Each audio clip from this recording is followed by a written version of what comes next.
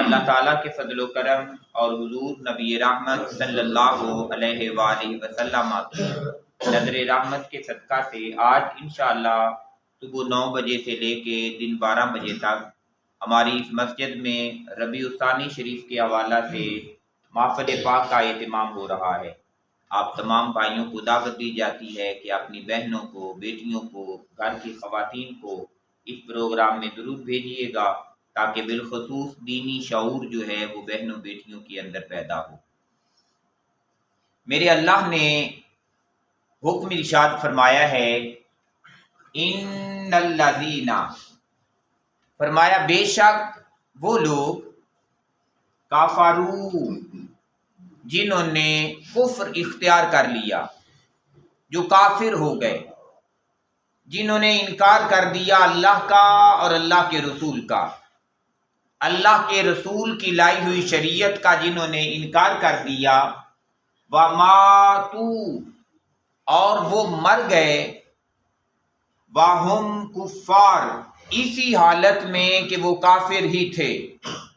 یعنی پوری زندگی توبہ نہیں کی انہوں نے اپنے کفر سے، ورنہ بڑے لوگ ایسے بھی تھے کہ اللہ کے محبوب نبی صلی اللہ علیہ وآلہ وسلم نے جب مکہ شریف میں اعلان نبوت فرمایا تو ابتدائی طور پہ بڑے لوگ دشمن ہو گئے، لیکن میرے اللہ کا فضل ہوا بڑے ایسے لوگوں پر کہ جو ابتدائی دور میں دشمن تھے بعد میں مسلمان ہو گئے۔ بڑے ایسے لوگ بھی تھے کہ جو مکہ کی پوری زندگی تھی، 13 سالہ زندگی میں ایک دفعہ بھی وہ حضور کے قریب نہیں آئے۔ آقا علیہ الصلوۃ والسلام مکہ سے مدینہ پاک تشریف لے گئے، اللہ پاک نے انہیں ہدایت عطا فرما دی، ان کے لیے راستے کھول دیے، وہ مسلمان ہو گئے۔ اور بڑے ایسے لوگ بھی تھے کہ پھر جب اللہ کے محبوب نبی صلی اللہ علیہ وآلہ وسلم فتح مکہ کے لیے تشریف لائے تو وہ فتح مکہ سے پہلے تک مسلمان نہیں تھے، لیکن جب مکہ فتح ہو گیا تو پھر گروہ در گروہ اسلام میں داخل ہو گئے۔ تو یہ ان لوگوں کی بات ہو رہی ہے کہ جنہوں نے کفر اختیار کیا اور پھر ساری زندگی کفر میں گزاری اور کافر ہی مر گئے،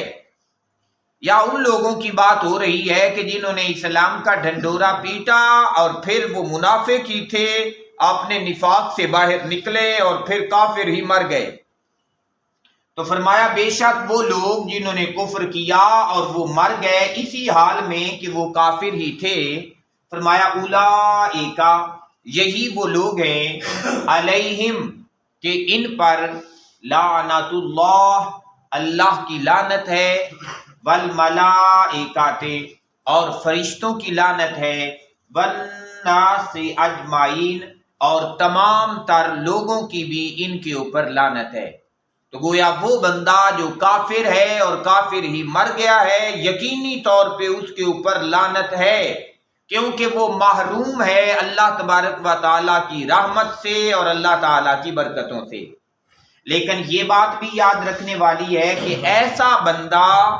جس کے کفر پر مرنے کا یقین نہ ہو، اس بندے پر بندے کو لعنت نہیں کرنی چاہیے،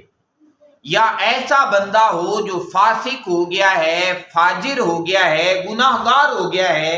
تو گناہ گار کا نام لے کر اس کے اوپر لعنت کرنے سے منع فرمایا گیا ہے کہ آپ کسی بندے کا نام لے کے اس کے اوپر لعنت نہ کریں۔ ہاں یہ ہے کہ وصف کے ساتھ لعنت کی جا سکتی ہے، جیسے میرے اللہ نے قرآن کریم کے اندر ارشاد فرمایا فَنَجْعَلْ لَعْنَتَ اللَّهِ عَلَى الْكَاذِبِينَ، فرمایا جھوٹوں پر لعنت ہے۔ تو اب ایک بندہ جھوٹ بولتا ہے تو وہ جو جھوٹ بولنے والا بندہ ہے، آپ اس کا نام لے کے لعنت نہیں کر سکتے کہ یار فلاں بندہ تو لعنتی ہے۔ ہاں آپ یہ کہیں کہ یار جھوٹے جو ہوتے ہیں نا ان کے اوپر اللہ کی لعنت ہے، تو نام لے کے کسی کے اوپر، کسی مومن مسلمان کے اوپر لعنت نہیں کرنی چاہیے۔ پھر میرے اللہ نے ارشاد فرمایا خالدین فیہا، اور وہ کافر لوگ ہمیشہ ہمیشہ مبتلا رہیں گے اسی لعنت میں، یہ لعنتوں کا توق ان کے گلے کے اندر ڈال دیا جائے گا۔ پھر ارشاد فرمایا لا یخفف، اور ہرگز ہلکا نہیں کیا جائے گا، عنہم، ان سے، العذاب، عذاب، وہ جو جہنم کے عذاب میں جس میں انہیں مبتلا کیا جائے گا روز اول سے، کافروں کا عذاب آخر دن تک ایسا ہی رہے گا، اس کے اندر کوئی کمی جو ہے وہ واقع نہیں ہوگی۔ پھر ارشاد فرمایا میرے اللہ نے وَلَا هُمْ يُنظَرُونَ، اور نہ ہی انہیں کسی طرح کی کوئی مہلت دی جائے گی، کوئی مہلت بھی کسی طرح کی ان کے کام نہیں آئے گی۔ بندہ مومن ہوگا، اعمال اچھے کچھ نہیں ہوں گے، اپنے اعمال کی کمی کی وجہ سے نیکیاں تھوڑی ہوں گی، گناہ زیادہ ہوں گے، جہنم چلا جائے گا اپنے اعمال کی وجہ سے، لیکن میرا اللہ اس کے لیے بہت سے اسباب پیدا فرما دے گا۔ کبھی کسی نبی کی سفارش آ جائے گی اس کے لیے، کبھی والدین کی دعائیں اس کے کام آ جائیں گی، کبھی اس کا اپنا کیا ہوا صدقہ اور خیرات کام آ جائے گا، کبھی جو اللہ کے راستے کے اندر کسی کی اس نے مدد کر دی تھی تو وہ مدد کام آ جائے گی، تو میرا اللہ اس کے جہنم کے عذاب کو ختم فرما دے گا اور اسے پھر جنت عطا کر دے گا۔ مومنین آخر ضرور جنت میں چلے جائیں گے، لیکن یہ جو کافرین لوگ ہیں جو کفر کے اوپر مر گئے ہیں، یہ ہمیشہ ہمیشہ اس جہنم میں رہیں گے اور ان کا عذاب بھی ہلکا نہیں کیا جائے گا، اور انہیں کسی صورت کوئی مہلت جو ہے وہ بھی نہیں دی جانے والی۔ پھر میرے اللہ نے حکم ارشاد فرمایا وَإِلَٰهُكُمْ، لوگوں جو تمہارا معبود ہے، الہ واحد، وہ ایک ہی معبود ہے، کہ تم اپنی جبین نیاز ہمیشہ اس ایک اللہ کے حضور جھکایا کرو۔ اس کے علاوہ کسی بت کے سامنے جھکنا، کسی میزار کو سجدہ کرنا یا کسی غیر کے سامنے جھکنا، فرمایا یہ تمہیں زیب ہی نہیں دیتا ہے۔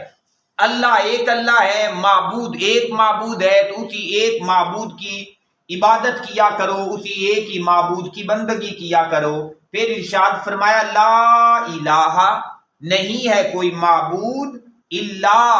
مگر هو الرحمن، وہ جو رحمتوں والا ہے، الرحیم، وہ جو برکتوں کے ساتھ اپنے بندوں کی جھولیاں بھر دینے والا ہے، جس کی برکتیں اور رحمتیں اتنی زیادہ ہیں کہ کبھی اندھیرا عطا کر دیتا ہے رات کی صورت میں، تو یہ بھی بندے کے لیے رحمت ہے تاکہ رات کو آرام اور سکون کر لیا کرے، اور کبھی سورج کو نکال کے روشنیاں بکھیر دیتا ہے، اور یہ بھی بندے کے لیے رحمت ہے کہ تاکہ بندہ جو ہے اس سے برکتیں جو ہے وہ حاصل کر سکے۔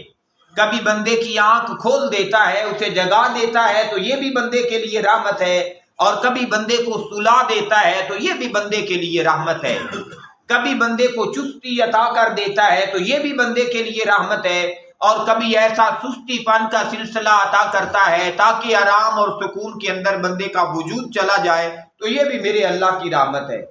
ایسی رحمتیں ہیں، اتنی رحمتیں ہیں کہ جو بندے کے شمار سے باہر ہیں۔ تو جب بندے تجھے اللہ نے اتنی رحمتیں عطا کر رکھی ہیں تو تجھ سے ایک ہی بات مانگی ہے کہ تو میرے دربار میں سجدہ کیا کرے، تو اللہ تعالیٰ سے دعا ہے کہ میرا اللہ ہمیشہ ہمیں سجدے کی پابندی کرنے کی توفیق عطا فرمائے۔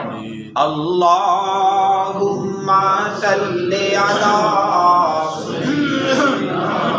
و مولانا محمد، اللہم صلی علی سیدنا و مولانا محمد وعلی آلہ وصحبہ وبارک وسلم۔